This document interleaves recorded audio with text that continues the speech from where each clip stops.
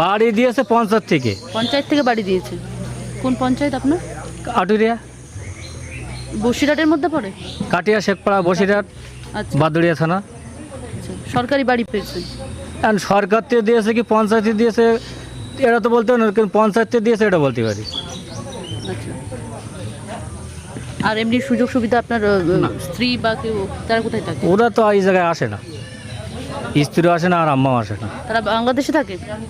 আচ্ছা, তাদের নাগরিকত্ব বাংলাদেশের? বাংলাদেশের সব কিছু ডকুমেন্ট? সব কিছু ওই জায়গায়। আচ্ছা, আর আপনি এখানে অবৈধভাবে মানে সব কিছু বানিয়ে এখানে রয়েছেন? এখন অবৈধ বলবেন না, যা বলবেন ওই আছে। ওই কি করেন এখানে আপনি? গান করেন? ভিক্ষা করি। কেন না বললে তো আপনি বুঝবেন না, অন্য মানুষ কী করবো। এই তিনজনই আপনার একসঙ্গে থাকেন? ওই এক জায়গায় থাকে।